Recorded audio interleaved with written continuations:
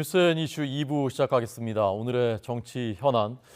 지금 보신 대로 추가 경정 예산안, 연말에 편성한 본 예산 대신에 본 예산에서 추가해서 이제 편성하는 예산이죠. 또 이것을 위해서 재원이 어디서 나오느냐? 이게 추가로 들어오는 세금 수입이 53조 원이다, 59조 원이다. 여기에 대한 지금 여야의 공방.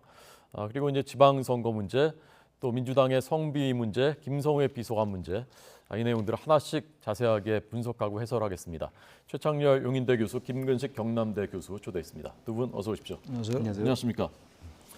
오늘 윤석열 대통령이 용산 대통령실로 출근 안 하고 명동으로 갔다고 합니다. 여기서 이제 국제금융센터에서 거시금융시장 점검하는 회의를 열었습니다. 여기서 윤 대통령이 추가 경정 예산안에 대해서도 발언을 했습니다. 먼저 이 발언을 듣고 두 분 말씀 듣겠습니다. 보시죠.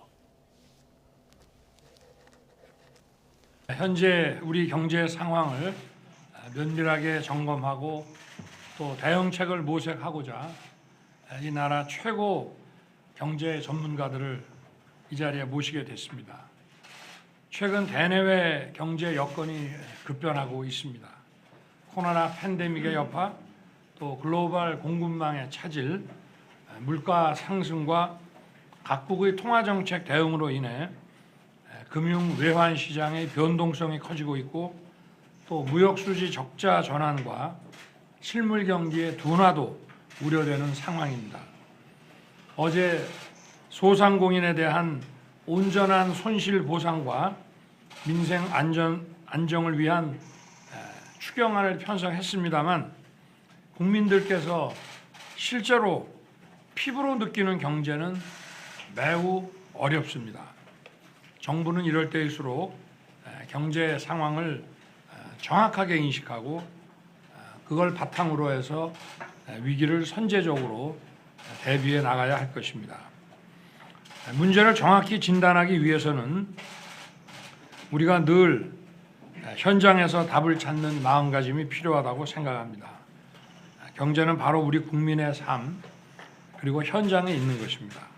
새 정부는 현장에서 답을 찾고 또 민간 전문가들과 꾸준히 소통하면서 더 나은 정책이 만들어질 수 있도록 노력하겠습니다. 또 아무리 좋은 정책이라고 해도 그것이 시장에 어떻게 영향을 미칠지 또 경제 주체들의 정서와 판단에 어떻게 영향을 미칠지 그런 것들을 다 세밀하게 고려해야 되는 것이 정부의 역할입니다.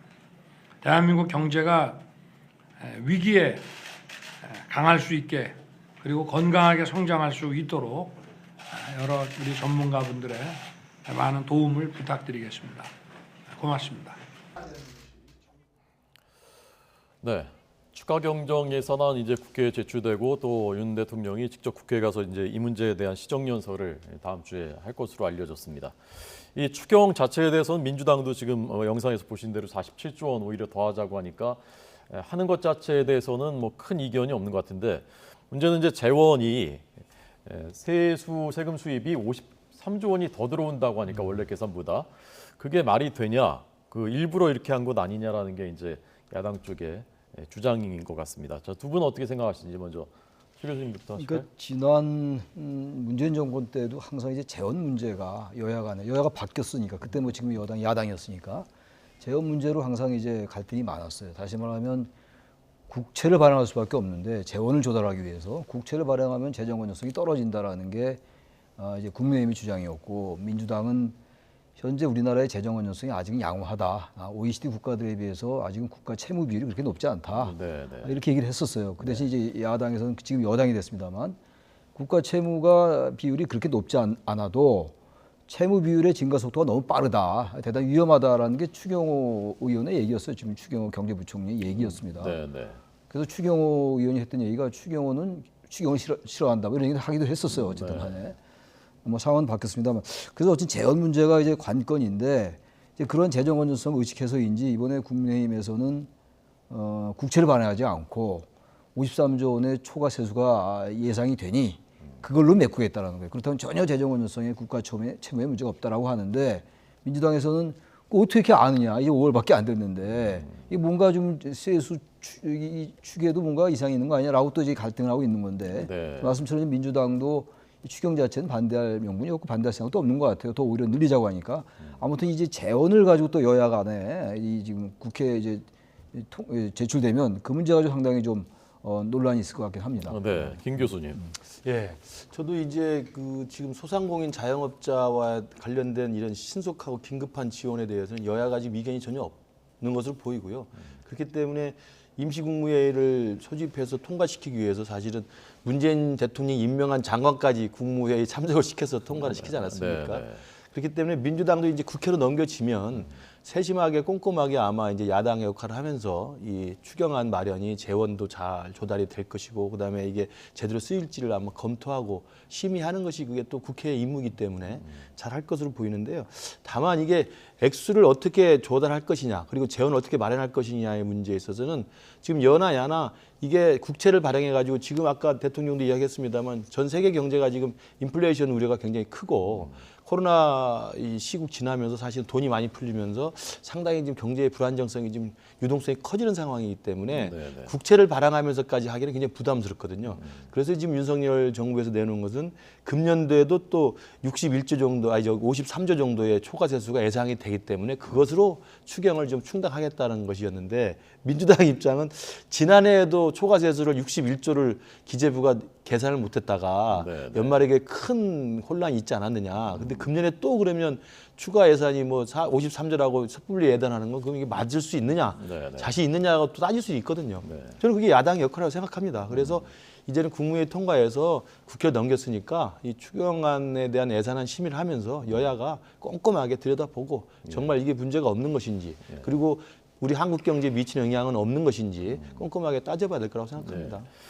이게 집안 살림으로 치면 이제 급하게 이제 돈을 꼭 써야 되는 일이 생겼는데 빚을 내지는 않고 네.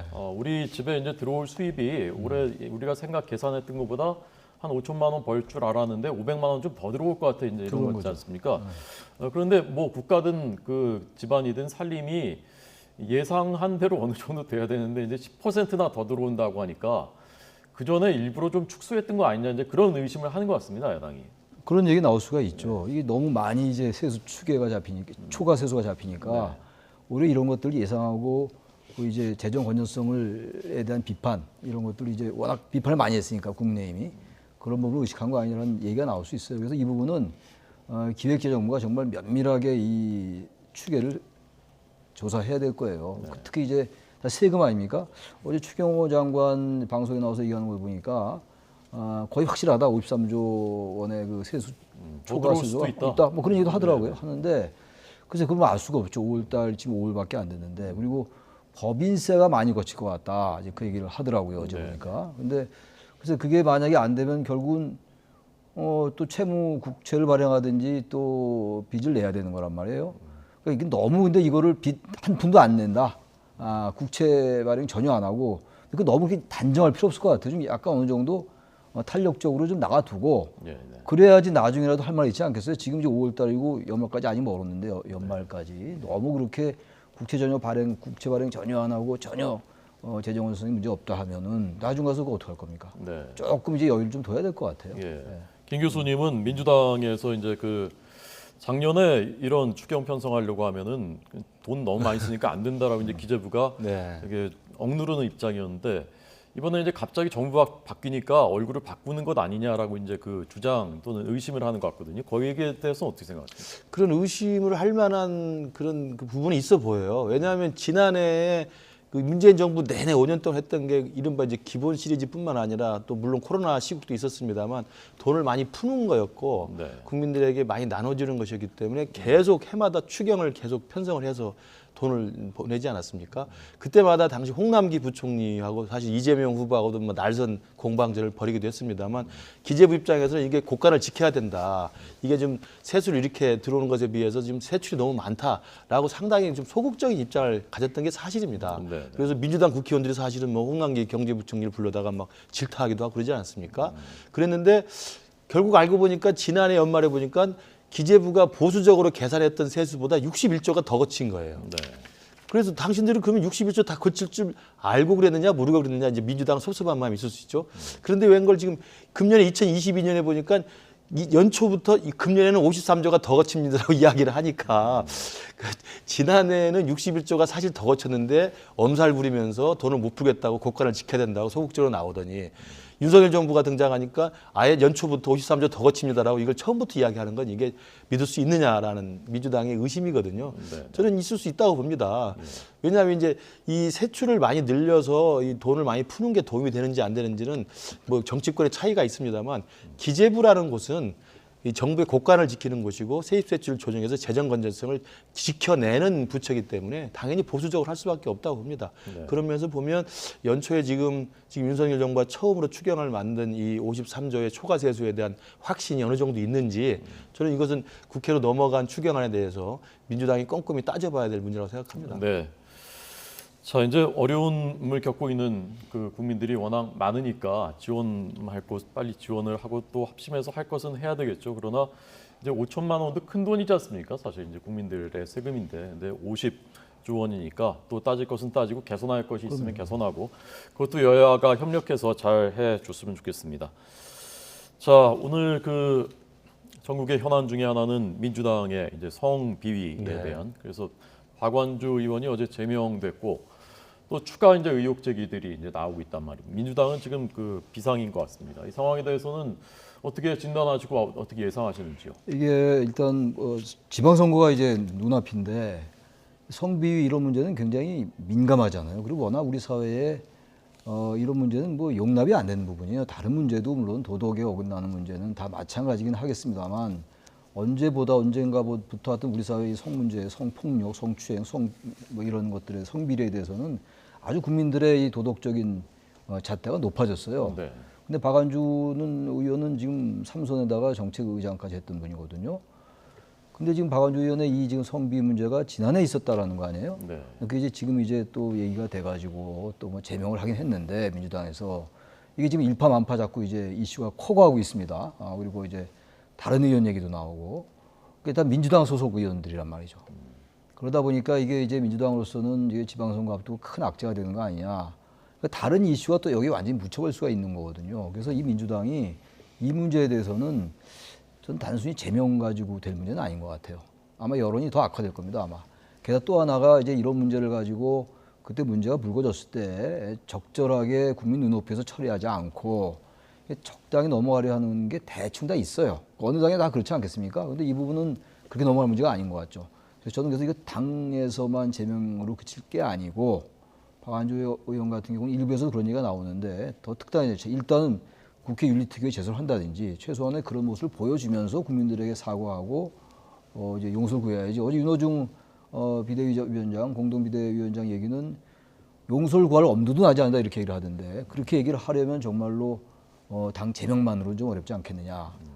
민주당으로서는 굉장히 큰 위기라고 생각합니다. 민주당이 국회 징계는 요청했다고 하는데 윤리특위 제소하게 되면 어떻게 되는 거죠? 윤리특위 제소는 윤리특위에서 이제 그 국회의원들이 구성되어 있는 거니까 그 3분의 2의 찬성으로 이제 국회의원직을 박탈하는 거거든요. 네. 아직 한 번도 그런 적이 없었죠. 네. 그러니까 우리나라 국회 윤리특위가 그래서 있으나 마나하다는 얘기 많이 듣는 거예요. 단지 성 문제뿐만이 아니라 다른 비리나 물론 이런 문제도 항상 윤리위 잘 가지도 않고 가더라도 유야무야 되고 또 다른 이슈에 묻히고 그러니까 이렇다면 이제 이런 부분들을 정말 국민들에게 확실히 달라진 모습을 보여주려면 이미 터진 문제는 어쩔 수가 없고 네. 이걸 어떻게 대처하냐의 문제거든요. 저는 이런 부분들 꼭 이 문제뿐만이 아니라 그 국회 윤리특위를 좀 적절하게 활용해야 될 것 같아요. 완전히 그건 지금 있으나 마나한 기가 되고 말았습니다. 그렇군요. 네. 김 교수님 어떻게 보십니까? 저도 뭐 최 교수님 의견에 전체로 동의하고요.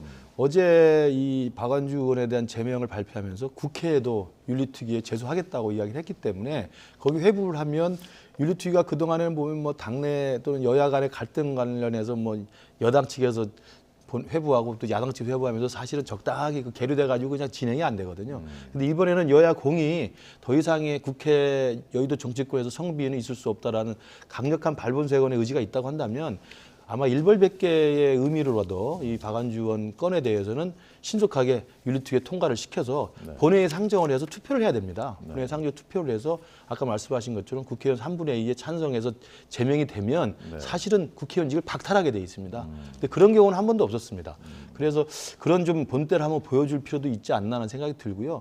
저는 무엇보다도 지금 민주당에서 이 사건뿐만 아니라 모든 국민들이 다시 떠올리는 게 잇따른 고위 공무원들 또 고위직 선출직에서의 이 성추문들 아니겠습니까? 굳이 뭐 제가 이름을 밝힐 필요도 없습니다만 안희정 지사, 박원순 시장, 오거돈 시장이 다 그랬던 지금 그 추문에 휩싸였던 것이었기 때문에 이렇게 반복되는 민주당의 성추문과 비위는 왜 생기는가에 대해서 저는 민주당 내부에 통렬한 성찰과 반성이 없이는 이게 또 반복될 것이라고 생각합니다. 왜냐하면 박원순 시장 사건이 났을 때도 이른바 2차 가해 논란이 될 정도로 피해자를 피해 호손이라고 부르고 박원순 전 시장에 대해서 아름다운 퇴장, 아름다운 죽음 이렇게 이야기를 할 정도로 굉장히 애석해하는 듯한 그리고 오히려 가해자를 옹호하는 듯한 분위기가 민주당 내에 상당히 많이 있었거든요. 저는 그런 것들을 뉘우치지 않고 그런 것들을 반성하지 않고 이게 지나왔기 때문에 또 다른 이런 식의 반복된 참사가 이뤄진다고 생각을 해요. 그래서 저는 민주당뿐만 아니라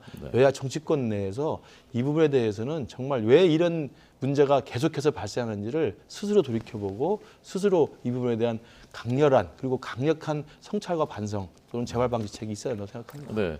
오늘 여야에서도 관련한 발언들이 나왔습니다. 잠깐 들어볼까요? 네. 보시죠. 국민과 피해자께 진심으로 사죄의 말씀을 올립니다. 어떠한 변명의 여지도 없습니다. 감히 용서를 구할 엄두도 나지 않습니다. 국민께서 내리시는 질타와 비판을 반성하는 마음으로 받겠습니다. 더 꾸짖어 주시고 비판해 주시기 바랍니다. 모든 것이 민주당의 잘못이고 저희들의 책임입니다. 거듭 엎드려 사죄드립니다. 민주당이 매우 이례적으로 급박하게 박완주 의원을 성비로 당에서 제명했다고 합니다. 이 문제가 불거진 때가 작년 말이라고 하는데 혹시 대선을 앞두고 민주당이 쉬쉬하면서 일부러 감추어 온 것은 아닌지 하는 의혹이 생깁니다. 민주당 내에는 아직 더 큰 게 남아있다는 말이 돌 정도로 제보가 끊임없이 이어지고 있다고 합니다. 민주당은 진실을 말하는 용기 있는 입을 틀어막는 시도를 멈춰야 할 것입니다. 네. 자, 이런 일은 근절돼야 되겠죠. 근절 뿌리까지 이제 자른다는 없앤다는 얘기지 않습니까? 이게 여든 야든 또 우리 사회 모든 분야에서 이런 일은 없어져야 되겠고, 이제 지방선거에 미칠 영향 또 그것도 또 생각하지 않을 수가 없습니다. 우리 여든 야든 또 언론 입장에서도 지방선거에는 어느 정도의 변수가 될 것으로 보시는지요? 민주당이 이제 이 사안을 어떻게 처리하냐에 따라 달라질 것 같아요. 아까 전화 우리 김 교수님 말씀처럼 그렇게 정말 특단의 대책 그리고 진정성이 있는 후속 조치를 취하면 많이 할 수 있죠. 그걸 가지고 뭐 계속 지방선거를 이 이슈만 가지고 하는 건 아닐 테니까. 네. 그러나 그렇지 않고 지금 김기현 전 원내대표 얘기처럼 저렇게 한다면 정말로 민주당이 그렇게 안 하겠지만 그렇게 한다면 상당히 큰 타격이 있다고 봐요. 유권자들이 그거 안 보는 것 같아서 그런 거 다 판단합니다. 그리고 표에 다 반영되더라고요. 네. 결국 뭐 적은 차이건 큰 차이건 간에. 그래서 이거는 민주당이 물론 지방선거 의식할 수밖에 없지만 정치권이고 현실 정치니까 그런 걸 떠나서 아까 말씀드린 워낙 이런 게 많이 생겼잖아요. 몇 년 전부터 안희정 전 지사부터 해가지고 그 논리의 연장이라면 정말 무슨 뭐 젠더 무슨 위원회 만들고 그런 건 별로 의미가 없어요. 정말 일벌백계해서 정말 이러한 일을 잘못 저지르면은 당장 그때만 모면하고 다음에 또 시간이 지나면 또 나올 수 있는 게 아니고 뭐 선거가 많으니까 또 나올 수 있는 게 아니고 완전히 적어도 정치권에서는 퇴출당하는구나 라는 걸 분명히 보여줘야 돼요. 그런 거 하려도 안 하겠죠. 근데 그게 뭐 하고 나서 적당히 넘어가고 또 시간이 지나면 다른 이슈에 묻히고 또 얼마 가면 또 당에서도 문제 삼지 않고 또 특정한 경우에는 꼭 이 사안뿐만이 아니라 탈당했다 또 복당도 하고 막 이러잖아요. 그러니까 이런 부분들이 국민들이 다 보고 있는데 또 그렇게 반복되고 또 악순환을 한다면은 민주당이 상당히 큰 타격이 있을 거고 게다가 지금 이제 지방선거는 아무래도 새 정부에 힘을 실어주려는 그런 생각들이 많이 있을 거예요. 한 달밖에 안 되고 치러진 선거니까 뭐 정부 심판은 이런 것들의 그 약발이 약할 거라고요. 아무래도 정부 심판할 게 있나? 이제 추궁했기 때문에 그렇다면 민주당이 정말 이번 이 성비위 사건에 대해서는 적당히 넘어가서 절대로 선거에서 좋은 결과 얻기 어렵다라고 생각합니다. 네. 저희가 지금 하단 자막으로는 그 어제 오늘의 그 상황들 또 그 여러 곳에서 나오는 발언들을 계속 이제 보여드리고 있습니다. 이 문제 지금 굉장히 긴박하게 움직이고 있습니다. 김 교수님 어떻게 생각하십니까? 지방선거 영향. 이 지방선거 영향은 당연히 민주당에는 이제 불리하게 작용할 수밖에 없고요. 특히나 박완주 의원이 천안 을의 지역구를 갖고 있는 3선 의원입니다. 네. 그리고 지금 뭐 수도권은 접전 지역이 지금 경기, 인천이 좀 관심을 받고 있고, 그 다음에 이제 민주당과 국민의힘이 물러설 수 없는 불태전의 경합 지역이 바로 충남입니다. 근데 충남은 양승조 현 지사가 앞서가는 분위기가 있는데, 이유가 천안에 상당히 많은 지역 기반을 갖고 있고, 천안이 사실 인구 100만이 모여 살기 때문에 신도시의 분위기가 강해서 민주당의 지지세가 강한 데입니다. 그리고 이제 상대적으로 김태형 의원이 국민의힘 후보로 나오는데, 이게 보령 서천 지역이기 때문에 사실은 인구의 지역 기반이 적어요. 그래서 지지율에서 격차가 많이 벌어지는 걸로 저는 해석을 하는데, 이 천안 아산 지역의 이른바 젊은 층, 그다음에 외부에서 유입한 신세대층, 그다음에 신도시에 민감한 어떤 이런 젊은 주부층을 생각해 본다면, 거기에 민주당에 대한 지지세가 만약에 박완주 의원의 이 성비위가 앞으로 어떤 내용이 어떻게 실체가 밝힐지 모르겠습니다만, 저는 뭐 일단 제명한 것으로 하고 아무런 내용을 밝히지 않고 있습니다만 언젠가 지금 실체가 나올 거라고 생각합니다.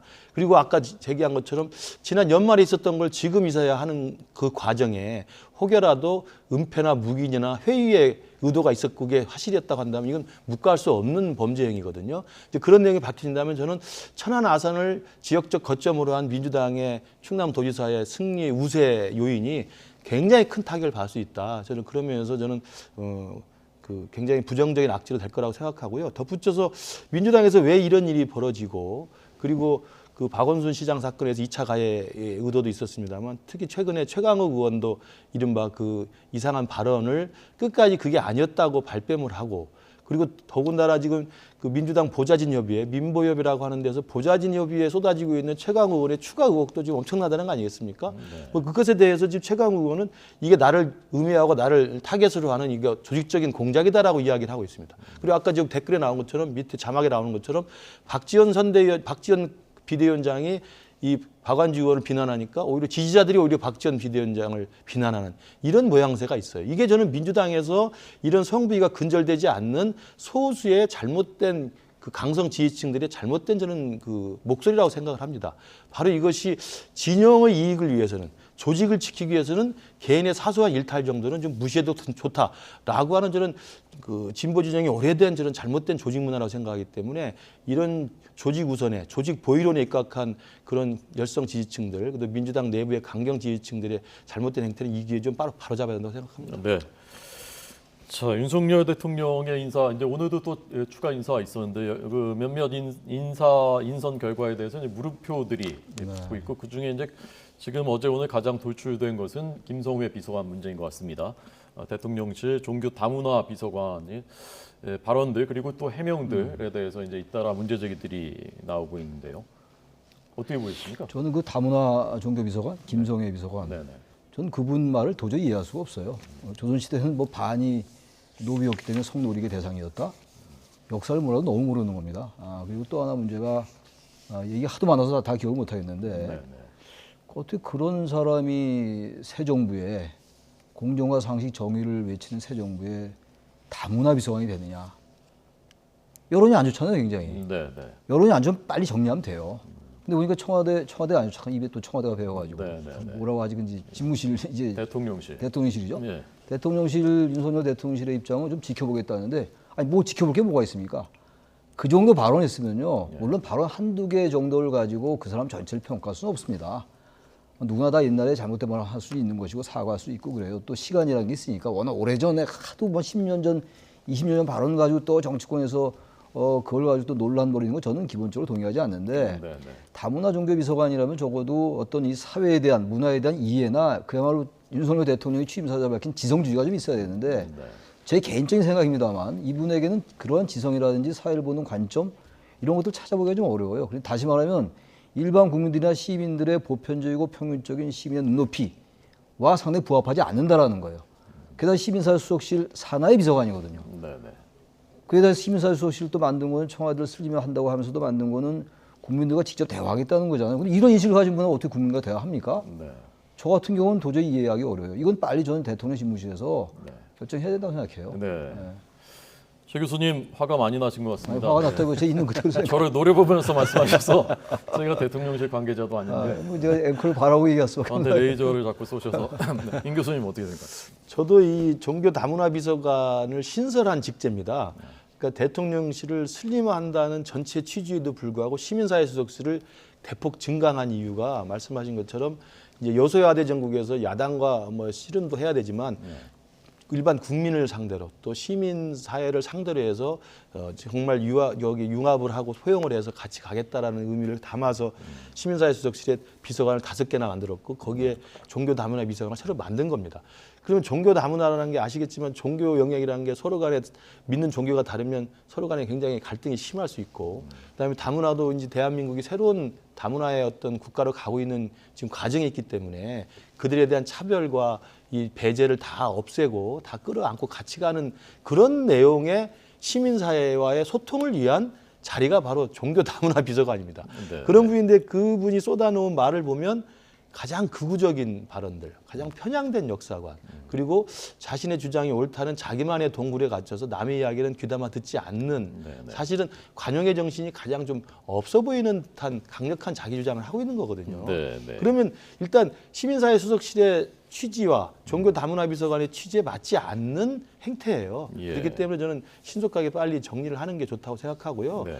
김성애 비서관을 저도 개인적으로 좀 압니다만 원래 운동권 출신의 이제 뉴라이트 운동에 참여를 하면서 이른바 이제 과거 586 운동권에 대한 날선 그 공방을 많이 벌였었어요. 그 과정에서 이제 이런 강경한 주장을 할 수도 있다고 봅니다. 그러나 그 강경한 주장을 하려면 이제는 윤석열 대통령한테 부담을 주지 않기 위해서는 스스로 본인이 자진 사퇴해서 정리하시고 네. 그 전에 활동하시면서 마음대로 주장하셨던 그 강경한 주장들을 정광훈 목사가 만든 자유일보에서 열심히 하시면 됩니다. 뭐하러 다시 용산 집무실에 가셔가지고 대통령이 부담을 줍니까? 네. 스스로 진퇴를 결정하시든가 예. 대통령실에서 빨리 조기에 정리를 하시는 게 필요하다고 생각합니다. 네. 자, 원래 아신다니까 좀 어떤 분인지 뭐 물어보고 싶은데 스스로 사퇴할 가능성이 높아 보이지 않으신 분이. 아, 그렇군요. 인사 얘기가 나온 김에 이 한덕수 총리 후보자는 어떻게 될 것인지 사실 이 주제가 계속 2주째 이어지기 때문에 저희가 이제 어제도 했고 그제도 했는데 오늘 또 얘기를 해야 되나 이렇게 생각이 들기도 하는데 시청자들은 이제 어제도 보시고 오늘도 보시고 그렇진 않으니까 여기에 대해서 전망을 한번 최 교수님. 저는요 이거 지금 너무 오래 가고 있어요 지금. 게다가 지금 한동훈 후보자와 정호영 후보자가 지금 하나의 그 쟁점이 되고 있는 거란 말이죠. 현실적으로. 이게 청문회라는 게 완전히 도덕적으로 100% 완벽한 사람을 찾는 게 아니에요. 그러나 어느 정도 우리 한국 사회의 시민들의 어떤 그 삶의 궤적과 너무 동떨어져 있으면 그건 안 돼요. 네. 설령 위법하지 않고 불법이 아니라 하더라도. 그리고 또한 그런 게 하나 있고 또 하나 청문회라는 건 또 양쪽 정당의 타협의 대상이 돼요. 대단히 정치적인 거거든요. 이게 기본적으로. 딱 갖다 놓고 완전히 면접만 보는 게 아니기 때문에 그러한 두 가지를 고려한다면 민주당도 지금 한덕수 총리 후보자를 낙마시키는 거에 대한 부담이 있을 거예요. 지방선거 앞두고. 이른바 발목 잡기 프레임이 있는 것이고 한동훈 후보자 같은 경우는 저도 민주당이 반발하는 거 이해할 수 있어요. 검수완박 얘기가 나오니까 또 이제 내정이 됐는데 그렇다 치더라도 윤석열 대통령이 유난히 아끼는 사람으로 알려져 있는 거 아닙니까? 그렇다면 그건 받아주고 대통령은 대통령대로 인사권이 있는 거 아니겠어요? 여러 가지 물론 딸 스펙 의혹도 제기되지만 근데 정호영 후보자 같은 경우는 국민의힘 내부에서 그리고 대통령 집무실 용산 집무실 내부에서도 대통령실에서도 여러 가지 비판이 제기된다고 그래요. 그러면 한덕수 후보자는 좀 통과시키고 이쪽에서도 국민의힘 이제 대통령실에서도 한동훈은 좀 우리 챙기겠다. 정호영 우리 내주겠다라든지 뭐 이런 타협이 좀 있어야 돼요. 그래서 언제까지 그러면 정호영 한동훈 다 자르지 않으면 우리는 한덕수 못 해주겠다. 그렇게 가면 안 된다는 거예요. 조금씩 양보하는 수밖에 없다. 이건 어차피 세 명이 다 완벽한 사람들이 아니잖아요. 세 분이. 다른 사람도 마찬가지입니다만. 그래서 저는 그렇게 해서 이 지금 인사청문 전국을 일단 마무리 짓고 그리고 이제 지방선거에서 정말 그 진검승부를 해야지 계속 이 청문회를 가지고 지금 하면 되겠습니까? 그래서 저는 민주당도 자꾸만 왜냐면 지금 장관 임명하는 거 보고 지금 본회의 날짜, 인준 날짜 잡겠다는 거 아니에요? 그러지 말고 정말로 한덕수 총리 후보자가 문제가 있다면 그냥 빨리 부결시키고 그냥 연계시키지 말고 연계시킬 생각이 조금이라도 있다면 그냥 한동훈은 봐주고 정호영 후보자에 대해서는 워낙 국민 여론도 안 좋아요. 한동훈 후보자는 모든 여론조사가 다 그런 건 아닙니다만 조금 더 후보자로서 적합도가 좀 높은 걸로 제가 알고 있거든요. 이제는 이럴 때는요, 국민 여론의 그 향배를 보는 수밖에 없어요. 정호영 후보자는 워낙 여론이 안 좋거든요. 그렇다면 굳이 새 정부가 정호영 후보자에 그 집착해서 아까 김성애 비서관이 했습니다만 그럴 이유가 없는 거예요. 그래야 민주당도 한동훈 후보자를 임명하더라도 이 정도 우리가 양보하자. 그래야 뭔가 이 접점이 생겨나가는 것이고 이게 뭐 좋은 의미건 나쁜 의미건 정치 아니겠어요? 좀 그렇게 좀 풀어갔으면 좋겠어요. 네. 정호영 후보자의 거취에 대해서도 오늘 저도 이제 주요 일간지들을 보면서 좀 엇갈리더라고요. 어떤 곳은 뭐 낙마가 거의 확실하게 가닥이 잡혔다라고 본 신문도 있고 다 취재했을 텐데 어떤 신문은 또 반대의 강행될 가능성이 있다라는 그 보도를 했고 어느 쪽이 더 무게를 실으십니까? 저도 분위기로는 이제 윤석열 대통령이 결심할 문제지만 어제 그 임시 국무회의를 통과시키기 위해서 2명을 강행을 하지 않았습니까? 네. 이제 이건 외교부 장관, 행안부 장관은 지금 불가피한 긴급한 사항이 있기 때문에 한미 정상회담하고 지방선거를 총괄하는 부처이기 때문에 했죠. 그러나 거기에 만약에 윤석열 대통령이 한동훈 장관이나 그 정호영 장관 후보자를 끝까지 밀어붙이겠다고 한다면 어제 한 김에 해도 돼요, 사실은. 근데 2명의 불가피한 긴급 사안에 관련된 2명만 했기 때문에 저는 윤석열 대통령도 지금 고민 중이라는 생각이 듭니다. 그리고 한동훈 후보자나 정호영 후보자를 딱 강행하는 순간 한덕수 총리 인준은 날아갔다고 봐야 되는 거죠. 그래서 저는 타협의 여지를 놓고 있다고 보는 게 저는 타당하다고 보여요. 그래서 뭐 대통령의 마음을 정확히는 알 수는 없으나 분위기로 봐서는 정호영 후보자 정도는 자진 사퇴나 아니면 낙마 정도의 어떤 내적 정리를 통해서 민주당이 한덕수 총리의 인준 동의안을 좀 상정할 수 있도록 분위기를 좀 만들어서 타협과 공존이 가능한 아까 지금 우리 최 교수님 말씀하신 그런 식의 정부 출범 초기의 여야의 협치의 모양새를 만들 가능성도 저는 굉장히 높다고 보고요. 네. 말씀하신 것처럼 정호영 후보자는 그 대통령께서 뭐 오래된 직위이시고 또 보건복지부 장관의 후보자로 적합하다 생각할 수 있습니다만 제가 보건대는 오랫동안 외과 의사로 하셨던 분이기 때문에 보건복지부 장관이 해야 될 게 그 보건도 있지만 사실은 복지와 관련돼서 연금 개혁이 지금이 가장 초미의 관심사입니다. 연금 개혁이라는 가장 중차대한 과제를 하기에는 사실 적합해 보이지 않아요. 그렇기 때문에 뭐 아빠 찬스 이야기도 있습니다만 그래서 저는 대통령께서 결단을 하셔서 이 문제를 좀 정리하시면 저는 이 총리 인준이라고 하는 이 험한 산은 잘 슬기롭게 넘어갈 수 있지 않을까 생각을 하고 민주당도 이 부분을 계속 그 시간을 끌수록 6.1 지방선거를 앞두고 민주당은 이제 이게 자기의 유리한 카드라고 생각했습니다만 시간이 갈수록 자기는 불리한 딜레마에 지금 빠지게 돼 있습니다. 네. 자, 6.1 지방선거 그리고 함께 치러지는 국회의원 보궐선거 7곳인가요? 7곳이죠. 7곳이죠. 오늘 이제 후보 등록 마감입니다. 네. 이제 선거전이 본격 개막됩니다. 오늘 나온 발언 먼저 들어보겠습니다. 최근 국회의원의 불체포 특권을 남용하기 위해 방탄 출마를 감행하는 행위가 국민들의 관심사로 등장하고 있습니다. 불체포 특권은 분명 헌법상의 권리이지만 그 취지는 권력자의 의회에 대한 부당한 탄압을 막는 것에 목적이 있지 본인의 직무상 비리를 방어하기 위해 활용되어서는 안 되는 권리입니다. 지난 지방 대선에서는 우리 국민들께서 심판과 일꾼 중에서 심판을 선택하셨던 것 같습니다. 그러나 우리 국민들의 삶을 개선하는 것은 심판이 아니라 유능한 일꾼들의 충직한 공직 활동입니다. 이번 지방선거에서는 지방 살림을 국민들의 삶을 책임지는 유능한 일꾼들이 필요하다라는 점에 대해서 많은 분들이 동의하실 것입니다. 말뿐이 아니라 일꾼이 필요하다. 네, 대선 2라운드다라고도 얘기하는데 실제로 그 불과 석 달 전, 2달 전 있었던 대통령 선거 때에 주요 후보들이 당선된 윤석열 후보 빼고는 안철수, 이재명, 안철수, 김동연 후보까지 지금 다 다시 전면에 지금 나오는 선거입니다. 자, 어떻게 전망하시는지 지금 현재 초반의 판세는 어떻게 보시는지? 그래서 지금 현재 국민의힘의 정당 지지율이 좀 높아요. 일단 정당 지지율 측면에서 볼 때는 국민의힘이 유리하고 또 윤석열 대통령의 지지율이 이제 당선인 때보다 좀 높아졌더라고요. 그 부분도 역시 국민의힘이 유리하고 다시 말하면 정부가 가출범했기 때문에 정권 심판론이나 이른바 지방선거에 항상 부여되는 중간평가적 성격이 거의 존재하지 않아요. 이 선거 자체가. 그래서 민주당이 기본적으로 굉장히 어려운 이 선거 지형에서 싸우는 거라는 생각이 드는데 특히 여러 다른 군데 뭐 다 차이가 있는 곳이 있겠습니다만 경기도 같은 경우가 지금 말씀하신 김동연 후보가 나왔단 말이에요. 지난 대선 때 출마도 했었잖아요. 이 부분하고 특히 이제 분당갑하고 이제 이재명 후보가 출마한 인천 계양을은 두 분이 이길 가능성이 높아 보여요. 일단 이 분당갑은 국민의힘이 이겼었고 지난번에 계양을은 또 민주당이 이겼었기 때문에 아무튼간에 이 지방선거가 그러나 이 결과에 따라서 윤석열 정부도 그렇고 민주당도 그렇고 말이죠. 상당한 이 향후 정치의 가늠자가 될 수가 있거든요. 현재로서는 가늠하기 어려운데 국민의힘이 그런 기본적인 선거정에서 유리한 면이 분명히 존재하는 거거든요. 일단 뭐 국민의힘을 지지하지 않던 유권자들도 그래도 일단 새 정부가 하는 걸 좀 보자 하는 걸 좀 보고 난 다음에 평가를 해야 되는데 아직 평가할 거리가 별로 없어요. 재료가. 그러면서 그때 민주당이 썩 그리 유리하지 않아 보이긴 하는데 또 알 수 없죠.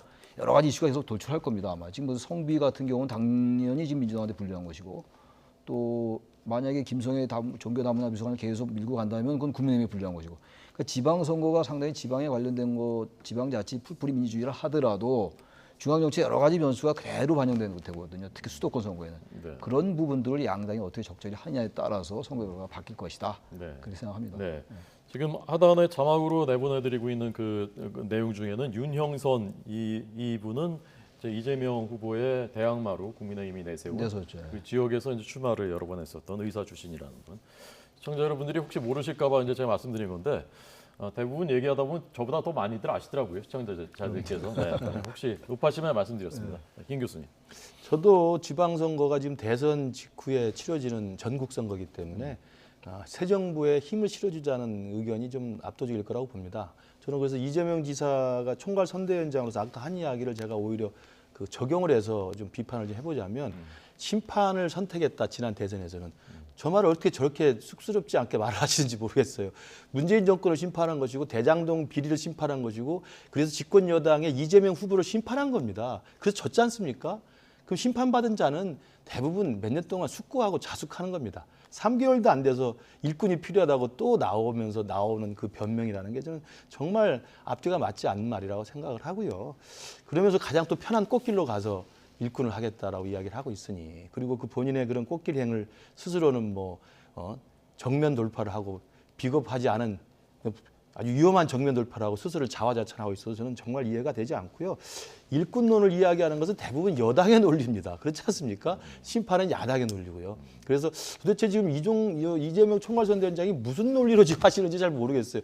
물론 지난 4년 동안의 지방 권력의 여당은 민주당이었습니다. 거의 다 싹쓸이를 했죠. 그렇기 때문에 지난 4년간의 지방 권력에 대해서 심판을 한 번 더 해야 되겠다는 게 지금 윤석열 후보를 대통령으로 만든 국민들의 일반 여론이라고 본다면 그리고 그러한 정권 교체에 이어서 지방 권력까지 교체해야 된다는 것이 그 정권 교체 완성을 향해 가는 길이라고 본다면 저는 일꾼론으로 이재명 후보가 이야기하는 것이 저는 굉장히 모순적이다 이렇게 생각을 합니다. 네.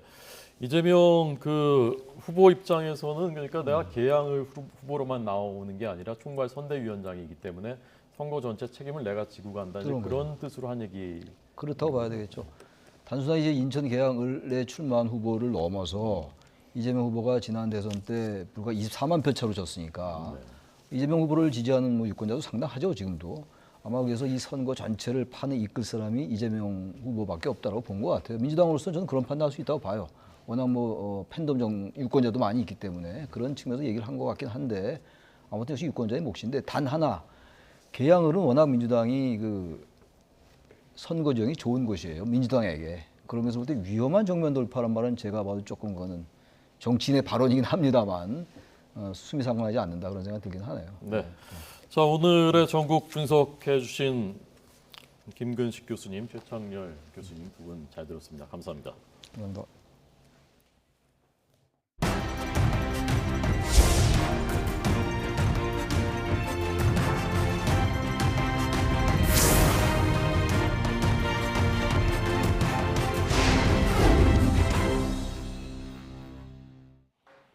네, 핀란드는 2차 세계대전 이후에 74년 동안 중립국가였습니다. 나토 북대서양 조약기구에 가입하지 않았죠.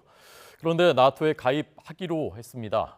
나토의 동진을 막겠다고 우크라이나를 침공한 러시아의 자업자득이라고 할 수가 있겠습니다. 강정규 기자 보도합니다. 1939년 옛 소련의 침공으로 시작된 겨울전쟁. 핀란드는 거세게 저항했지만 결국 영토의 10%를 내줘야 했습니다.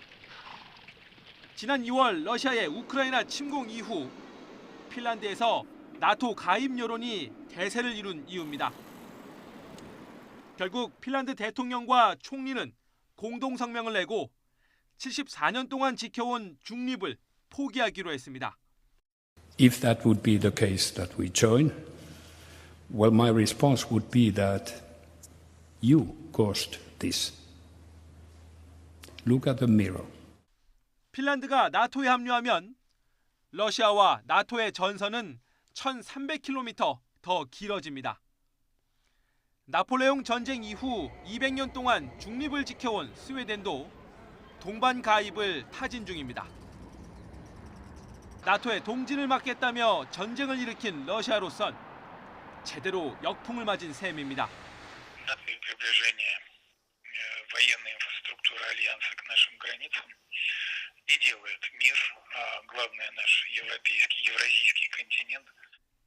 그러나 나토 30개 회원국 의회의 비준을 거치려면 1년 남짓한 시간이 걸립니다. 그 사이엔 나토의 집단방위 체계에 포함되지 않는다는 맹점이 있습니다. 자칫 우크라이나처럼 나토 가입 전 러시아의 군사 행동을 촉발할 수도 있는 겁니다. If they decide to apply, Finland and Sweden will be warmly welcomed and expect the process to go quickly. 나토는 가입 절차가 진행되는 동안 핀란드를 보호하기 위해 발트해 주변에 병력을 증강하겠다고 밝혔습니다. 러시아도 전술핵 배치 등 맞대응을 예고하고 있어서 유럽 지역에 또 다른 뇌관이 될 위험도 있습니다. YTN 강정규입니다. 유엔이 우크라이나를 침공한 러시아의 전쟁 범죄 의혹을 조사하기로 결정했습니다. 유엔 인권이사회가 표결을 통해서 이런 내용의 결의안을 통과시켰습니다. 찬성이 33표, 반대가 2표, 기권이 12표였습니다. 반대한 나라는 중국과 동부아프리카의 에리트레아였습니다. 러시아는 지난달 이사회에서 퇴출당했기 때문에 표결에 참여하지 못했습니다.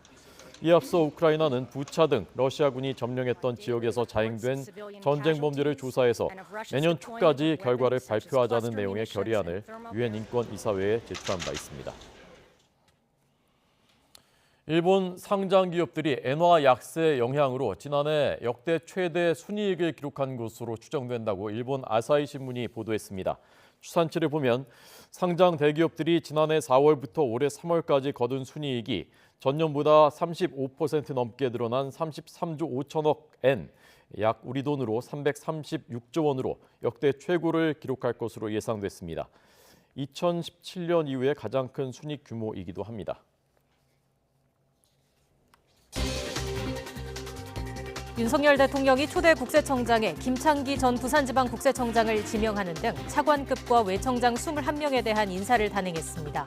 새 정부 법무부 차관엔 여성 최초로 서울중앙지검 차장검사를 지낸 이노공 변호사가 임명됐습니다.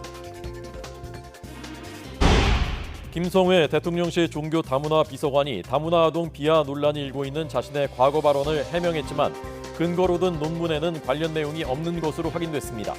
김 비서관이 아직 사의를 표명하지 않은 가운데 대통령실은 윤 대통령에게 여론이 가감없이 전달되고 있다고 언급해 조만간 거취가 결정될지 주목됩니다. 코로나19 확진자 발생을 처음으로 공식 인정한 북한이 현재 격리자가 18만 7천 명을 넘었고 확진자를 포함한 6명이 사망했다고 밝혔습니다.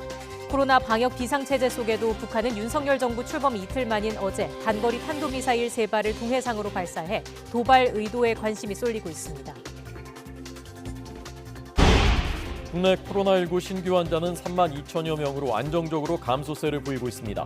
정부는 최근 방역 지표와 증가하고 있는 해외여행 수요를 고려해 국제선 운항 횟수를 늘리고 해외 입국 시 방역 절차를 대폭 완화하기로 했습니다.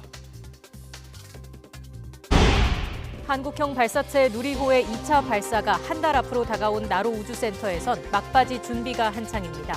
이번 2차 발사에선 성능 검증 위성을 탑재할 예정으로 어제 1, 2단 결합을 완료하고 비행 모델 조립 작업이 진행되고 있습니다. 윤석열 정부 초대 국세청장에 김창기 전 부산지방국세청장이 지명됐습니다. 경북 봉화가 고향인 김 전 청장은 서울대 출신으로 국세청 감사관, 중부지방국세청장과 부산지방국세청장 등을 역임했습니다. 지난해 12월 퇴임했다가 5개월 만에 다시 지명된 건데 퇴임한 인사가 국세청장으로 복귀하는 건 처음입니다. 국가보훈처장에는 박민식 전 국회의원이 임명됐습니다. 역시 서울대 출신으로 18대, 19대 국회의원을 지낸 변호사입니다.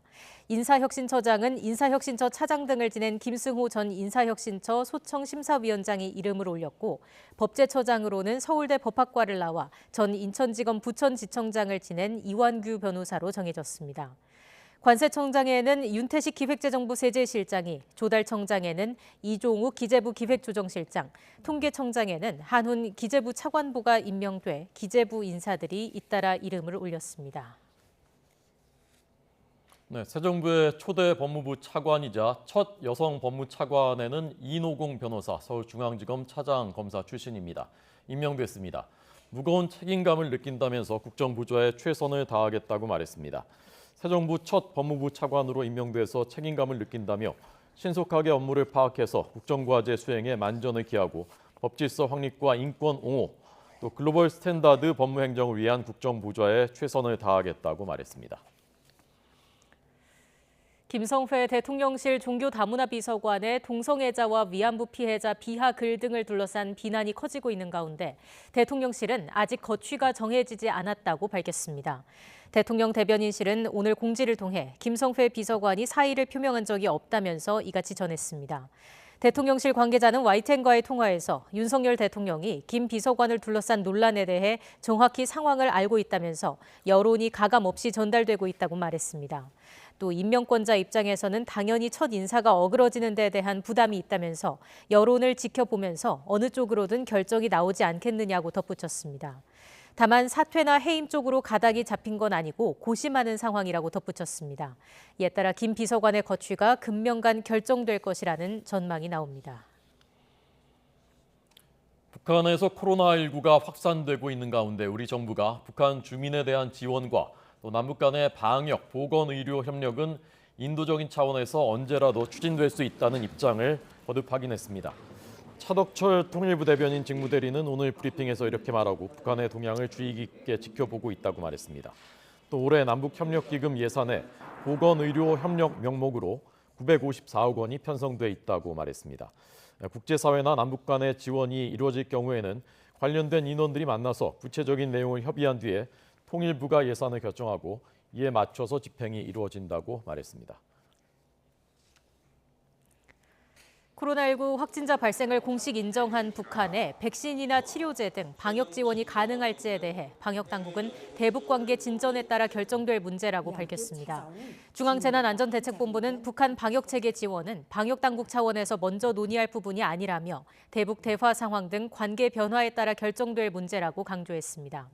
이에 대북관계가 진전되고 관련 협의가 진행된다면 이런 상황에 맞춰 방역 지원을 검토할 수 있을 것으로 내다봤습니다.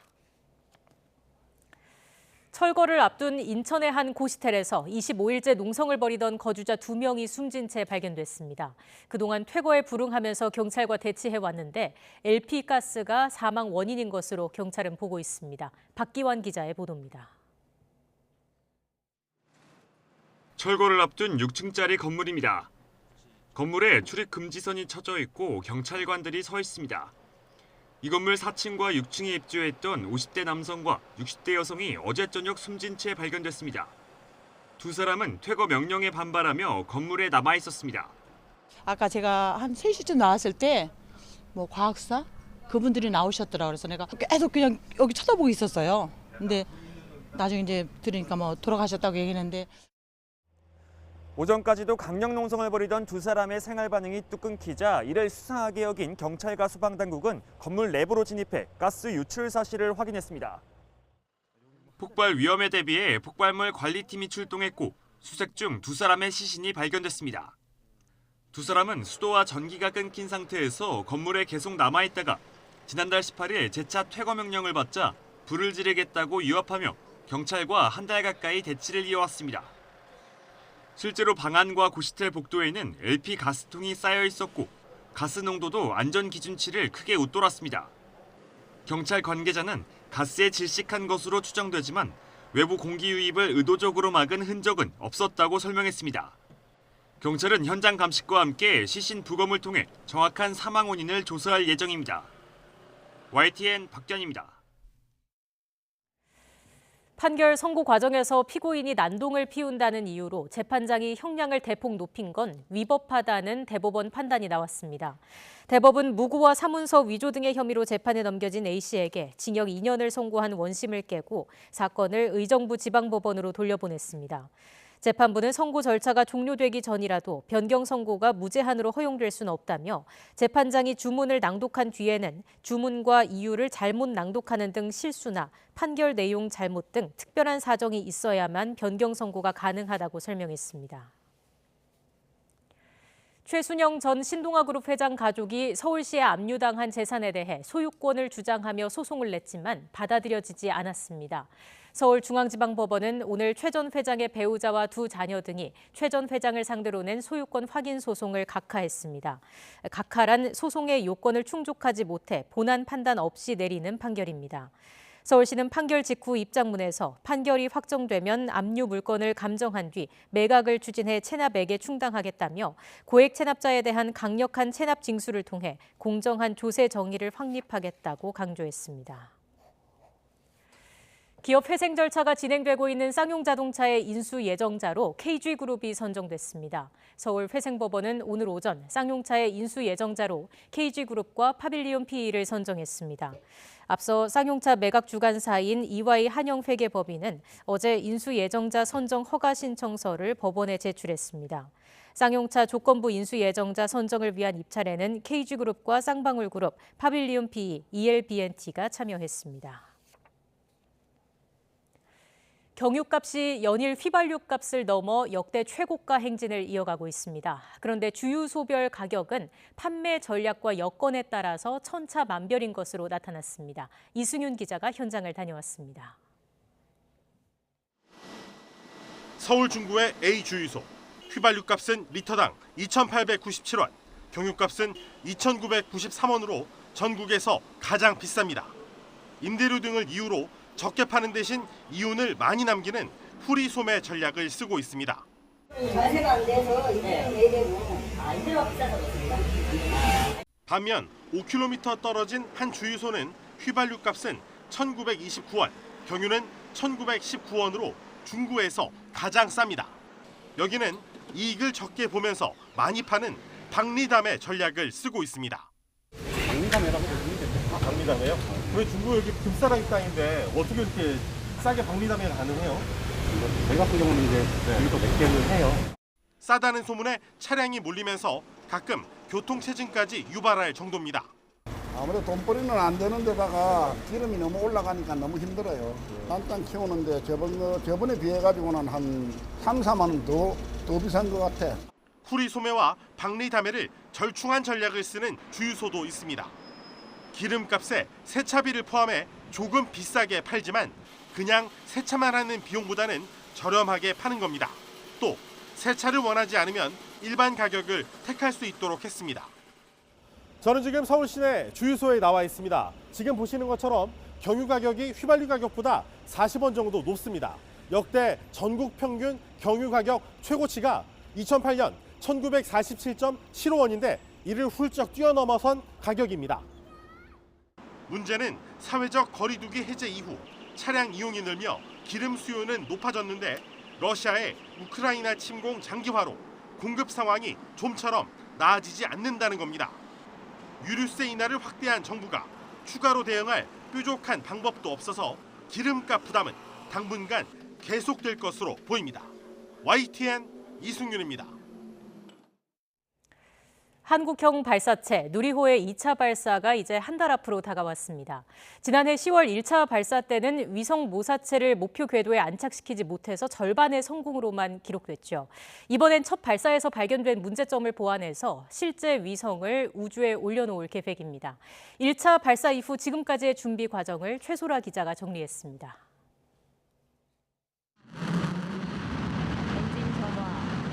지난해 10월 21일 처음 발사된 한국형 발사체 누리호.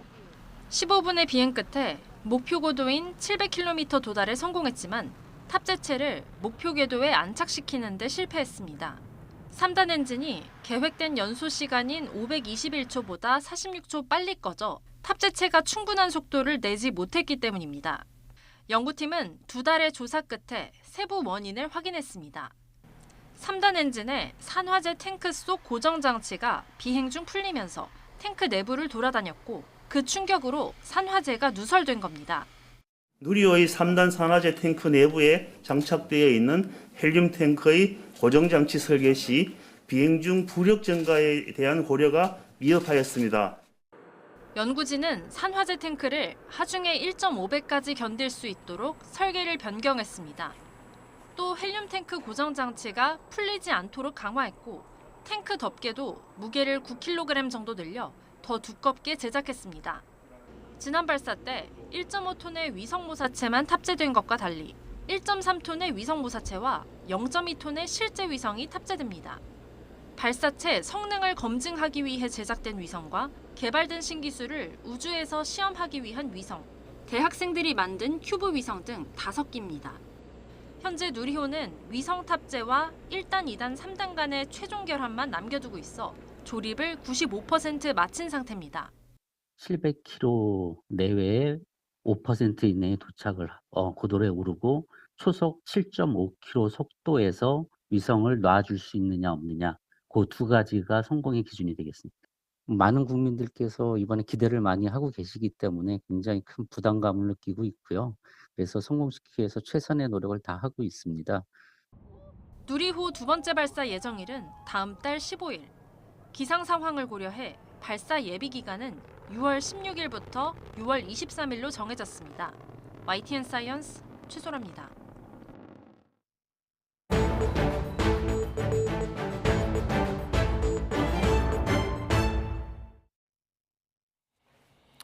아기를 낳는다는 것은 정말 신비로운 일이죠. 인생에서 제일 중요한 순간일 수도 있고 또 가장 사적인 순간이기도 합니다. 아무나 들어와서는 안 되는 거죠. 그래서 법에 그렇게 돼 있습니다. 그런데 산모 또 보호자들 동의를 받지 않고 간호학과 학생들이 실습을 들어갔는데 간호원인 척, 간호사인 척 하라라고 학교가 지침까지 내렸다고 합니다. 이 사건을 취재한 기자 연결하겠습니다. 김철희 기자 나오십시오. 네, 사회일부입니다. 네, 우선 어떻게 된 건지부터 좀 설명을 해주시죠. 네, 경기도에 있는 한 대학교 간호학 학생들은 지난달부터 근처 산부인과 병원에서 실습 수업을 받고 있는데요. 수업 전 학교 측이 병원에서 받았다는 실습 주의사항을 단체 카톡방에 올렸습니다. 여기에는 사실상 불법 분만 참관을 독려하는 듯한 내용이 여러 들어있었습니다. 분만실에서 학생이 아니라 신규 간호사인 척 해야 하고 보호자에게 신분을 들키지 않도록 주의하라고 한 겁니다.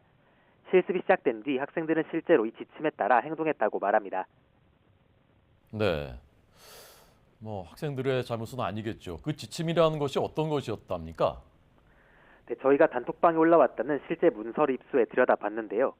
분만실에서 참관할 때 실습생이 아닌 신규 간호사인 척 해야 하며 보호자가 보고 있으니 아기가 나올 때 인상을 짓거나 학생 신분을 알아차릴 만한 행동을 하지 말라는 구체적인 내용이 빼곡히 적혀 있었습니다.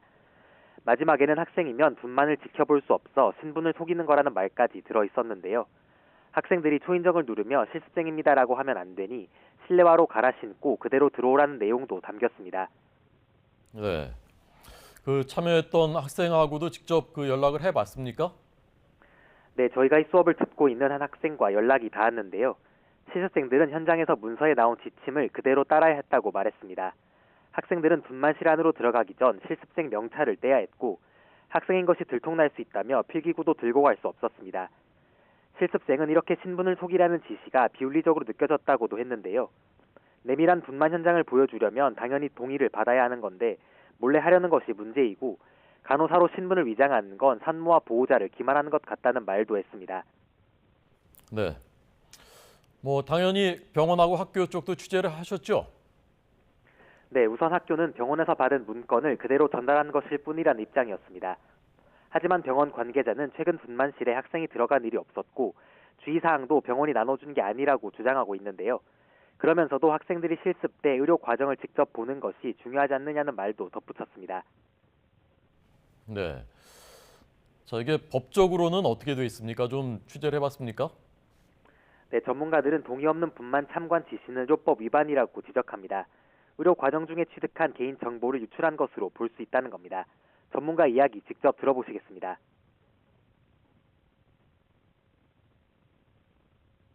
실습생이 아닌 척하라고 하면 당연히 뭐 의료법상 이제 그 환자 보호가 이제 유출이 된 거니까 문제가 되는 상황이죠. 환자 이제 진료 과정에서 취득한 정보들은 이제 보호하도록 되거든요.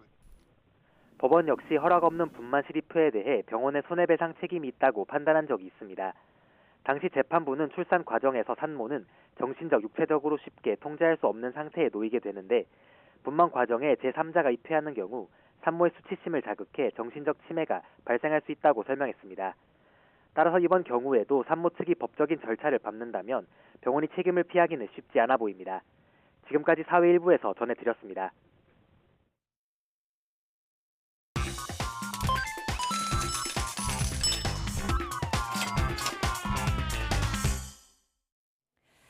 오늘의 경제지표입니다. 먼저 국내 증시부터 보시겠습니다.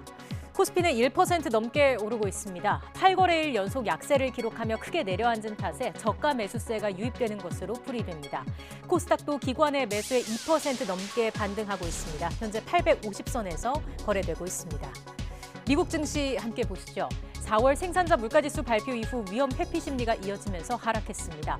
높은 인플레이션으로 경기 침체 우려가 커지면서 투자 심리가 위축됐습니다.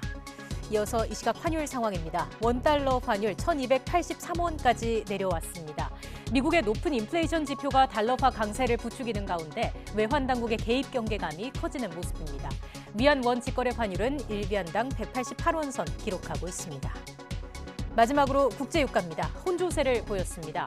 러시아산 에너지 공급 불안이 커진 가운데 중국의 봉쇄 조치에 따른 수요 둔화 가능성이 맞물린 결과로 풀이되고 있습니다. 지금까지 오늘의 경제지표였습니다. 개방 나흘째를 맞은 이곳 청와대는 여전히 사람들로 북적이고 있습니다. 완연한 봄 날씨에 가족 혹은 친구들과 함께 사진을 찍는 등 즐거운 한때를 보내고 있는 모습인데요. 하지만 낮 동안 기온이 크게 오르면서 일교차가 크게 벌어지겠습니다. 옷차림에 유의해 주시기 바랍니다. 오늘 서울 등 수도권과 강원도는 구름만 많이 지나겠지만 그 밖에 충청 이남 지방에는 비가 조금 내리겠습니다. 제주도에는 낮까지 5에서 10mm의 비가 더 오겠고요. 오후부터는 강원과 충청, 남부 일부에 5mm 안팎의 적은 비가 예상됩니다. 오늘도 낮 동안 서쪽 지역에는 25도 안팎의 낮더위가 이어지겠습니다. 서울 26도, 대전 24도까지 오르겠고요. 동풍의 영향을 받는 동해안은 포항 16도, 강릉 15도에 머물면서 예년보다 선선한 날씨가 이어지겠습니다. 주말에는 맑고 포근한 봄 날씨가 이어지겠고요. 다만 낮 동안 강한 햇볕이 내리쬐면서 자외선 지수가 높게 치솟을 것으로 보입니다. 주말 나들이 계획하시는 분들은 자외선 차단에 신경 써주시기 바랍니다. 오늘 낮 동안 서쪽 지역은 오존 농도가 높게 나타나겠습니다. 오존은 마스크로도 걸러지지 않으니까요. 볕이 가장 강한 시간대인 오후 2시부터 5시 사이에는 장시간 야외 활동을 자제해 주시기 바랍니다. 지금까지 YTN 윤수빈입니다. 뉴스앤 이슈 마치겠습니다. 잠시 뒤 더 뉴스가 방송됩니다. 시청해주신 여러분 고맙습니다.